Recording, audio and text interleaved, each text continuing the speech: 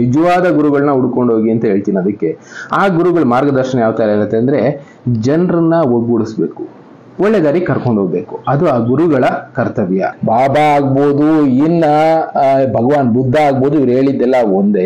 ಭಗವಂತ ನಮ್ಮಲ್ಲೇ ಇದ್ದಾನೆ. ಆದ್ರೆ ನಾವು ಭಗವಂತ ಆಗೋ ಪ್ರಯತ್ನ ಮಾಡಬೇಕು ಅಂದ್ರೆ ತುಂಬಾ ವಿಷಯಗಳನ್ನ ಬಿಡಬೇಕಾಗತ್ತೆ, ತುಂಬಾ ದಾರಿಗಳಲ್ಲಿ ಹೋಗ್ಬೇಕಾಗತ್ತೆ, ತುಂಬಾ ಯೋಚನೆ ಮಾಡೋ ಕೆಪಾಸಿಟಿ ಇರಬೇಕು. ಎಲ್ಲರೂ ಭಗವಂತ ಆಗೋದಕ್ಕಾಗೋದಿಲ್ಲ.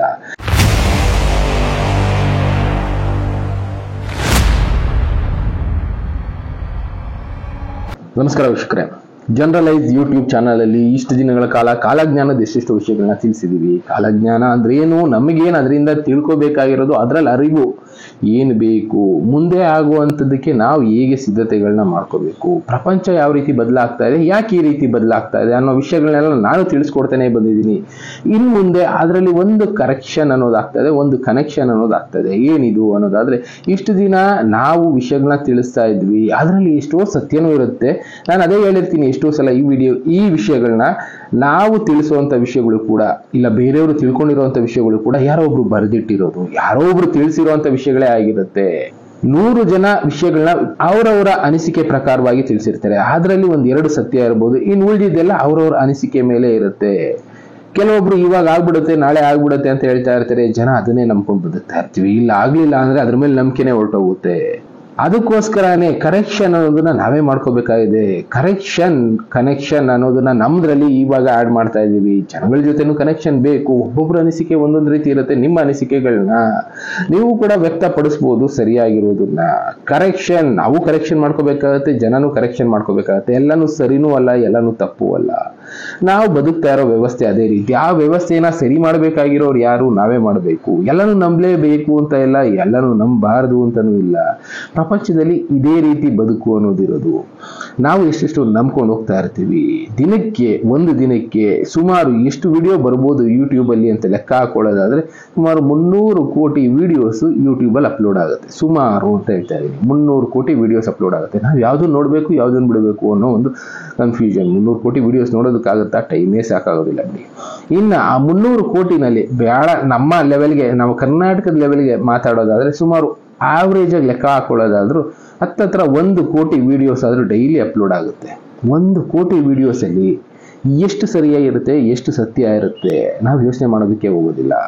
ಅವ್ರು ಹೇಳಿದ್ದೆ ಸತ್ಯ ಅನ್ಕೊಂಡ್ಬಿಡ್ತೀವಿ. ಯಾರಾದ್ರೂ ಸರಿ 100ರಲ್ಲಿ, ನಾನು ಮೊದ್ಲಿಂದನೂ ಹೇಳ್ಕೊಂಡ್ಬಂದಿದ್ದೀನಿ, 100ರಲ್ಲಿ 10% ಬೇಡ 5% ನಿಜ ಹೇಳೋರಿದ್ರೆ, ಇನ್ನು 90% ಅಂತೂ ಅವರ ಅನುಕೂಲಕ್ಕೋಸ್ಕರ, TRPಗೋಸ್ಕರ, ಅವರ ಬೆಳವಣಿಗೆಗೋಸ್ಕರ ಏನೋ ಒಂದು ಹೇಳಿರ್ತಾರೆ. ನಾವು ಅದನ್ನೇ ಸತ್ಯ ಅನ್ಕೊಂಡು ಬದುಕ್ತಾ ಇರ್ತೀವಿ. ಬದಲಾಗುವ ಸಮಯ ಬಂದಿದೆ. ಮುಂದೆ ಆಗುವಂತ ಸಿಚುವೇಶನ್ಗಳೇ, ಮುಂದೆ ಪ್ರಪಂಚ ಯಾವ ತರ ಹೋಗ್ತದೆ, ಅದಕ್ಕೆ ನಾವು ಯಾವ ರೀತಿ ಅಡ್ಜಸ್ಟ್ ಆಗ್ತಾ ಹೋಗ್ಬೇಕು, ಕೆಲವಷ್ಟಕ್ಕೆ ಸಿದ್ಧತೆ ಮಾಡ್ಕೊಳ್ಳೇಬೇಕು. ಹೌದು, ನಾವು ಬದುಕೋ ವ್ಯವಸ್ಥೆ ಬದಲಾಗಬೇಕು ಅಂದ್ರೆ ನಾವು ಅದಕ್ಕೆ ಸಿದ್ಧ ಆಗ್ಲೇಬೇಕು. ಇಲ್ಲ ನಾವು ಹೀಗೆ ಇರ್ತೀವಿ, ಏನೂ ಆಗೋದಿಲ್ಲ ಅನ್ನೋ ತಲೆ ಕೆಡಿಸ್ಕೊಳಕ್ ಹೋಗ್ಬೇಡಿ. ನಾನು ಅದಕ್ಕೆ ಎಲ್ಲರಿಗೂ ಈ ವಿಷಯಗಳನ್ನ ಹೇಳೋದಕ್ಕೆ ಹೋಗೋದಿಲ್ಲ. ಕೆಲವೊಬ್ರು ಗುರುಗಳಿರ್ತಾರೆ, ನಿಜವಾದ ಗುರುಗಳನ್ನ ಹುಡ್ಕೊಂಡು ಹೋಗಿ ಅಂತ ಹೇಳ್ತೀನಿ. ಅದಕ್ಕೆ ಆ ಗುರುಗಳ ಮಾರ್ಗದರ್ಶನ ಯಾವ ತರ ಇರುತ್ತೆ ಅಂದ್ರೆ, ಜನರನ್ನ ಒಗ್ಗೂಡಿಸ್ಬೇಕು, ಒಳ್ಳೆ ದಾರಿ ಕರ್ಕೊಂಡು ಹೋಗ್ಬೇಕು. ಅದು ಆ ಗುರುಗಳ ಕರ್ತವ್ಯ. ಆ ಗುರುಗಳಾದವರು 1-4 ಜನಕ್ಕೆ ಅದನ್ನ ಹೇಳ್ಕೊಡ್ತಾ ಹೋಗ್ತಾರೆ. ಆ 4 ಜನ ಬೇರೆಯವ್ರಿಗೆ ಈ ವಿಷಯನ ತಿಳಿಸ್ತಾ ಹೋಗ್ತಾರೆ. ಆದ್ರೆ ಆ 4 ಜನದಲ್ಲಿ ಯಾರೋ 1-2 ಏನ್ ಮಾಡ್ಕೊಳ್ತಾರೆ, ಅವರ ಸ್ವಾರ್ಥಕ್ಕೆ ಅದನ್ನ ಬಳಸ್ಕೊಂಡ್ಬಿಡ್ತಾರೆ. ಅದೇ ಈಗ ಪ್ರಪಂಚದಲ್ಲಿ ಆಗ್ತಾ ಇರೋದು. ಸ್ವಾರ್ಥತೆಯಿಂದ ತಪ್ಪು ದಾರಿಗೆ ಜನರನ್ನ ನಾವು ಕರ್ಕೊಂಡು ಹೋಗ್ತಾ ಇರ್ತೀವಿ. ಯಾಕೆ? ನಾವು ಬದುಕಬೇಕು, ಅವರು ಬದುಕಬೇಕು ಅಂತ ಹೋದ್ರೆ ಪ್ರಪಂಚದಲ್ಲಿ ಬದುಕೋದು ಕಷ್ಟ ಆಗುತ್ತೆ. ಒಂದು ಗಾದೆ ಮಾತಿದೆ, ಸರ್ವೈವಲ್ ಇಸ್ ದ ಫಿಟ್ಟೆಸ್ಟ್. ಅಂದ್ರೆ ಏನಾದ್ರೂ ಸರಿ ಹೇಳಿ ನಾನು ಬದುಕಬೇಕು ಅಂತ ಒಂದು ಸ್ವಾರ್ಥಕ್ಕೆ ಯಾವತ್ತು ಮಾಡ್ತಾನೆ, ಅವನು ಚೆನ್ನಾಗಿ ಬೆಳೀತಾ ಹೋಗ್ತಾನೆ. ಬಟ್ ಅನುಭವಿಸ್ಲೇಬೇಕಲ್ಲ, ಕರ್ಮ ಯಾರನ್ನು ಬಿಟ್ಟಿದ್ದಲ್ಲ. ಎಂತೆಂಥ ರೂಪದಲ್ಲಿ ಕರ್ಮ ಬಂದು ಕರ್ಕೊಂಡು ಹೋಗುತ್ತೆ ಜನರನ್ನ. ಈಗ ನಾವು ಸೆಲ್ಫ್ ಕರೆಕ್ಷನ್ ಮಾಡ್ಕೊಳ್ಳೇಬೇಕಾಗತ್ತೆ. ಕರ್ಮದಿಂದ ಸ್ವಲ್ಪ ಆಚೆ ಬರಬೇಕು ಅಂತ ಜನ ಎಷ್ಟೆಷ್ಟೋ ಪ್ರಯತ್ನ ಮಾಡ್ತಾ ಇದ್ದೀವಿ. ಮೋಕ್ಷ ಬೇಕು ಅನ್ನೋರು ಎಷ್ಟೋ ಜನ ಇದ್ದೀವಿ. ಈ ಕಷ್ಟಗಳು ಅದು ಇದೆಲ್ಲ ದಿನನಿತ್ಯ ನೋಡ್ತಾ ಇರ್ತೀವಿ. ಅಯ್ಯೋ ಇದು ಯಾವುದು ಬೇಡಪ್ಪ, ಬೇಗ ಹೊರಟೋಗ್ಬಿಟ್ರೆ ಸಾಕು, ನಮಗಂತೂ ಸಾಕಾಗಿ ಹೋಗಿದೆ ಇದನ್ನೆಲ್ಲ ನೋಡಿ ಅಂತ ಮಾತಾಡ್ತೀವಿ. ಇದನ್ನೆಲ್ಲ ಕರೆಕ್ಷನ್ ಮಾಡ್ಬೇಕಾಗಿರೋರು ಯಾರು? ನಾವೇ ಅಲ್ವಾ? ಅಂತ ಕರೆಕ್ಷನ್ನ ನಾವು ಮಾಡ್ಕೋಬೇಕಾಗಿದೆ. ಪ್ಲಸ್ ಒಂದು ಕನೆಕ್ಷನ್ನ ನಾವೇ ಕ್ರಿಯೇಟ್ ಮಾಡ್ಕೋಬೇಕು. ಅದು ಯಾರು ಬೇಕಾದ್ರೂ ಆಗ್ಬೋದು, ಫ್ರೆಂಡ್ ಆಗ್ಬೋದು, ಅಪ್ಪ ಅಮ್ಮ ಆಗ್ಬೋದು, ಇಲ್ಲ ನೇಬರ್ ಆಗ್ಬೋದು, ಇಲ್ಲ ದೂರದಲ್ಲಿ ಯಾರೋ ಇರುವಂತ ಒಬ್ರ ವ್ಯಕ್ತಿ ಆಗಿರ್ಬೋದು. ಯಾರೂ ಇಲ್ವಾ? ಪ್ರಪಂಚದಲ್ಲಿ ಎಲ್ಲಾನು ಮೀರಿದ ಒಂದು ಶಕ್ತಿ ಇದೆ. ಆ ಶಕ್ತಿ ಜೊತೆ ಕನೆಕ್ಷನ್ ಮಾಡ್ಕೋಬಹುದು. ಆ ಬಾಂಡಿಂಗ್ ಇಂದ ಇಷ್ಟು ಜನಕ್ಕೆ ಫ್ಯೂಚರ್ ಹೇಗಿರುತ್ತೆ, ಏನಾಗುತ್ತೆ, ಅದಕ್ಕೆ ಅವ್ರು ಏನ್ ಮಾಡ್ಬೇಕು ಅನ್ನೋದು ಅವ್ರಿಗೆ ಗೊತ್ತಾಗ್ತಾ ಇದೆ. ಅಂತ ವಿಷಯಗಳನ್ನ ನಾವು ತಿಳ್ಕೊಬೇಕು. ಅದನ್ನ ಸೆಲ್ಫ್ ಅಂದ್ರೆ ಸ್ವಾರ್ಥಕ್ಕೋಸ್ಕರ ಬಳಸ್ಕೊಳ್ಳೋರು ಇರ್ತಾರೆ, ಅದ್ರ ಬಗ್ಗೆ ಸ್ವಲ್ಪ ಗಮನ ಇರಲಿ ಅಷ್ಟೇ ಹೇಳೋದಕ್ಕೆ ಇಷ್ಟಪಡ್ತೀನಿ. ನಮಗೊಬ್ರು ಗುರುಗಳು ಸಿಕ್ಕಿದ್ರು, ಆ ಗುರುಗಳಾದವರು ತಿಳಿಸೋ ಕೆಲಸ ಮಾಡಿದ್ದು correction and connection is very important for the future ಅಂತ ಹೇಳಿದ್ರು. ಅಂದ್ರೆ ನಾವು ಮುಂದಕ್ಕೆ ಹೋಗ್ಬೇಕು ಅಂದ್ರೆ ಒಂದು ಕನೆಕ್ಟಿವಿಟಿ ಅನ್ನೋದು ಇರಬೇಕು, ಒಬ್ಬರಿಂದ ಇನ್ನೊಬ್ರಿಗೆ ಕನೆಕ್ಟಿವಿಟಿ ಇರಬೇಕು, ಪ್ಲಸ್ ಕರೆಕ್ಷನ್ ಮಾಡ್ಕೊಳ್ಳೋದಕ್ಕೆ ಸಿದ್ಧ ಇರಬೇಕು. ಯಾವ ವ್ಯಕ್ತಿ ಹೇಳ್ತಾನೆ, ಯಾರು ಹೇಳ್ತಾರೆ, ಅವ್ರಿಗೆ ಏನ್ ಹೇಳೋದು ನನಗ್ ಗೊತ್ತಿಲ್ವಾ ಅಂತ ನಾವು ಅನ್ಕೊಂಡ್ಬಿಟ್ರೆ ನಾವು ಕರೆಕ್ಟ್ ಆಗೋದೇ ಇಲ್ಲ. ಯಾರು ಹೇಳಿದ್ರು ಸರಿ ನಾವು ಕೇಳ್ತೀವಿ ಅನ್ನೋ ಒಂದು ಪೇಷನ್ಸ್ ಬೇಕು. ಕೇಳಿ ಅದರಲ್ಲಿರುವಂಥ ವಿಷಯಗಳನ್ನ ಅರ್ಥ ಮಾಡ್ಕೊಂಡು ಸರಿನೋ ತಪ್ಪು ಅನ್ನೋ ಜಡ್ಜ್ ಮಾಡಬೇಕು. ಅಂದ್ರೆ ಒಬ್ಬರ ಜೊತೆ ಇನ್ನೊಬ್ರ ಜೊತೆ ಕನೆಕ್ಷನ್ ಅನ್ನೋದು ಇರಬೇಕು. ಆಗೇನ್ ಮಾಡ್ತೀವಿ, 4 ಜನ ಜೊತೆ ಆ ವಿಷಯ ಡಿಸ್ಕಸ್ ಮಾಡ್ತೀವಿ, ಸರಿನೋ ತಪ್ಪು ಅಂತ ತಿಳ್ಕೊಂಡು ಆ ದಾರಿನಲ್ಲಿ ಹೋಗೋ ಪ್ರಯತ್ನ ಮಾಡಬೇಕು. ಅಂದ್ರೆ ನಾವು ಕರೆಕ್ಷನ್ ಮಾಡ್ಕೊಳ್ಳೋದಕ್ಕೆ ಸಿದ್ಧ ಇದ್ರೆ ಮಾತ್ರ ಆ ದಾರಿ ಅನ್ನೋದು ಸಿಗುತ್ತೆ. ಸೆಕೆಂಡ್ರಿ. ಇನ್ನ ಬಂದು ಕರೆಕ್ಷನ್ ಮಾಡೋದಕ್ಕೆ ರೆಡಿ ಇರಬೇಕು. ಬೇರೆಯವ್ರು ತಪ್ಪು ಮಾಡ್ತಾ ಇದ್ದಾರೆ ಅಂದ್ರೆ ಅವ್ರು ಬದಲಾಗ್ತಾರೋ ಇಲ್ವೋ, ಬದಲಾಗಲ್ಲ ಬಿಡಿ ಸ್ವಾಮಿ ಅನ್ಕೊಂಡ್ ಇರೋದಕ್ಕಿಂತ ಕರೆಕ್ಷನ್ ಮಾಡೋ ಪ್ರಯತ್ನ ಮಾಡಬೇಕು. ಆಗುತ್ತೆ ಬಿಡುತ್ತೆ ಸೆಕೆಂಡ್ರಿ. 1,00,000 ಜನಕ್ಕೆ ಕೇಳಿದ್ರೆ ಒಬ್ರು ಕರೆಕ್ಟ್ ಆಗ್ಬೋದು ಅನ್ನೋ ಒಂದು ಪ್ರಯತ್ನ. ಟೀಚರ್ಸು ಸ್ಕೂಲಲ್ಲಿ ಪಾಠ ಮಾಡುವಾಗ ಎಲ್ಲಾ ಸ್ಟೂಡೆಂಟ್ಸು 100% ತೆಗಿತಾರೆ ಅಂತ ಪಾಠ ಮಾಡೋದಿಲ್ಲ. ಅದೇ ರೀತಿ ಒಬ್ರನ್ನ ಕರೆಕ್ಟ್ ಮಾಡುವಾಗ ಬದಲಾಗೇ ಆಗ್ತಾನೆ ಅಂತ ಕರೆಕ್ಟ್ ಮಾಡೋದಕ್ಕಾಗೋದಿಲ್ಲ. ಟ್ರೈ ಮಾಡಿ, ಪ್ರಯತ್ನ ಮಾಡಿ. ಆ ಪ್ರಯತ್ನದಲ್ಲಿ ಅವ್ನು ಕರೆಕ್ಟ್ ಆದ್ರೆ ಒಳ್ಳೇದು. ಅವ್ನು ಕರೆಕ್ಟ್ ಆಗಿ ಮಾಡೋ ಕೆಲಸದಲ್ಲಿ ಪುಣ್ಯದ ಕೆಲಸ ಮಾಡಿದ್ರೆ ಅದರಲ್ಲಿ ನಿಮ್ದು ಒಂದು ಭಾಗ ಇರುತ್ತೆ. ಯಾಕೆಂದ್ರೆ ಅವನ್ನ ಕರೆಕ್ಟ್ ಆದ ದಾರಿ ತೋರಿಸಿದ ಪುಣ್ಯದ ಫಲ ಅನ್ನೋದು ನಿಮ್ ಕಡೆ ಇರುತ್ತೆ. ಇಂಥದ್ದನ್ನ ಅರ್ಥ ಮಾಡ್ಕೊಳ್ಳಿ ಅಂತ ಗುರುಗಳಾದವರೇ ತಿಳಿಸ್ತಾ ಇರೋದು. ಕನೆಕ್ಷನ್ ಯಾಕೆ ಬೇಕು ಅಂತ ಹೇಳ್ತೀನಿ ನೋಡಿ. ಒಬ್ರಿಗೊಬ್ರು ಎಗಲು ಕೊಟ್ರೆ ಮಾತ್ರ ಮುಂದೆ ಹೋಗೋದಕ್ಕಾಗೋದು. ಮುಂದೆ ಏನೇನೋ ನಡಿಬೋದು, ಪ್ರಕೃತಿ ವಿಕೋಪ ಬರ್ಬೋದು, ಯುದ್ಧ ಬರ್ಬೋದು, ಇನ್ನೊಂದು ಬರ್ಬೋದು, ಏನೇ ಬಂದ್ರು ಒಬ್ರಿಗೊಬ್ರು ಎಗಲು ಕೊಟ್ರೆ ಮುಂದೆ ಬದುಕ್ಬೋದು. ನಾನು ಆ ಧರ್ಮ ಈ ಧರ್ಮ ನನ್ಗೆ ಇದೇ ಹೆಚ್ಚು, ನಾನು ಹಿಂಗೇ ಫಾಲೋ ಮಾಡ್ತೀನಿ, ನಾನು ಅದನ್ನ ಬಿಟ್ಟು ಬರೋದಿಲ್ಲ ಅಂದ್ರೆ ಇಲ್ಲಿ ಕರೆಕ್ಷನ್ ಅನ್ನೋದೇ ಸಿಗೋದಿಲ್ಲ, ಬಾಂಡಿಂಗ್ ಅನ್ನೋದೇ ಸಿಗೋದಿಲ್ಲ.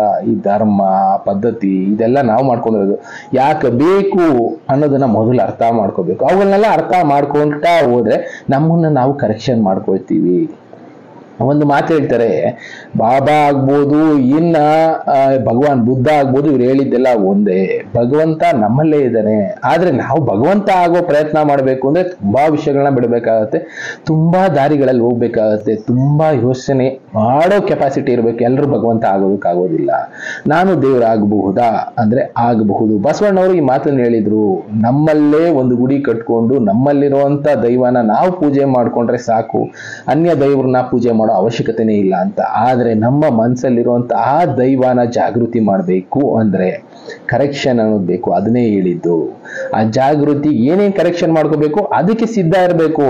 ಯಾವತ್ತು ನಮ್ಮಲ್ಲಿ ಈಗೋ ಅನ್ನೋದಿರುತ್ತೆ, ನನಗ್ ಗೊತ್ತು ಬಿಡಪ್ಪ ಅವ್ರೇನ್ ಹೇಳೋದು ಅಂತ ನಮ್ಮಲ್ಲಿ ಇರುತ್ತೆ. ಅದು ಹೋಗೋ ತನಕ ನಾವು ಕರೆಕ್ಟ್ ಆಗೋದೇ ಇಲ್ಲ.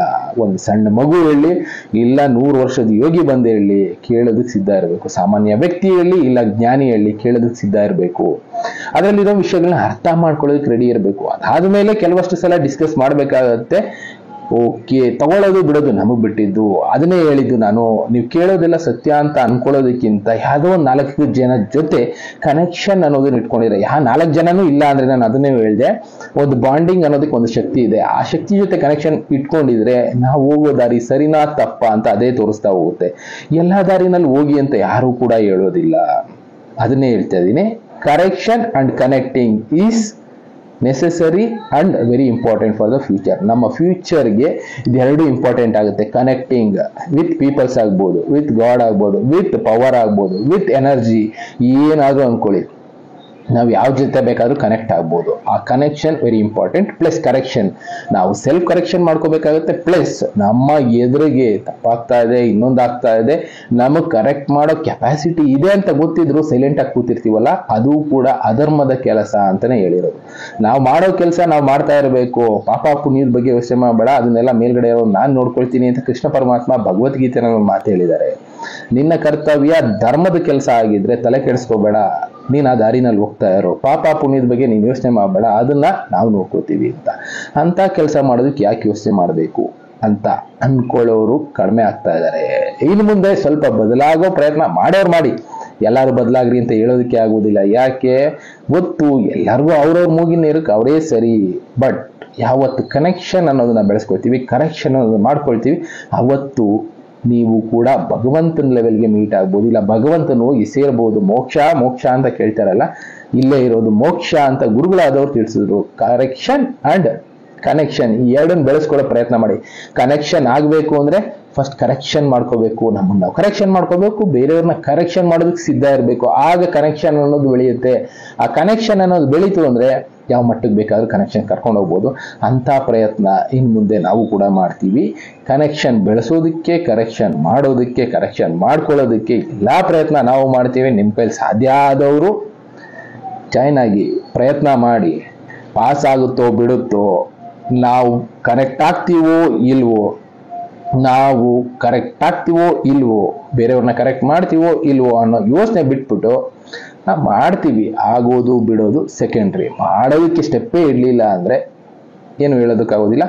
ಬಟ್ ಇನ್ನು ಮುಂದೆ ಜನರಲೈಸ್ ಅಲ್ಲಿ ಇದೊಂದನ್ನು ಆ್ಯಡ್ ಮಾಡ್ಕೊಳ್ತಾ ಇದ್ದೀವಿ, ಕನೆಕ್ಟಿಂಗ್ ಅಂಡ್ ಕರೆಕ್ಟಿಂಗ್. ಯಾರು ಬೇಕಾದರೂ ಕನೆಕ್ಟ್ ಆಗೋದಕ್ಕೆ ಪ್ರಯತ್ನ ಮಾಡಿ, ಕರೆಕ್ಟ್ ಆಗೋದಕ್ಕೆ, ಕರೆಕ್ಟ್ ಮಾಡೋದಕ್ಕೆ ಪ್ರಯತ್ನ ಮಾಡಬಹುದು ಅಂತ ಹೇಳ್ತಾ ಇನ್ನು ಮುಂದೆ ಕನೆಕ್ಷನ್ ಶುರು ಮಾಡ್ತಾ ಇದ್ದೀವಿ. Thank you. ಬೇರೆ ಬೇರೆ ವಿಷಯಗಳ ಜೊತೆ ಮತ್ತೆ ಸಿಗ್ತೀನಿ. ಗುಡ್ ಬಾಯ್.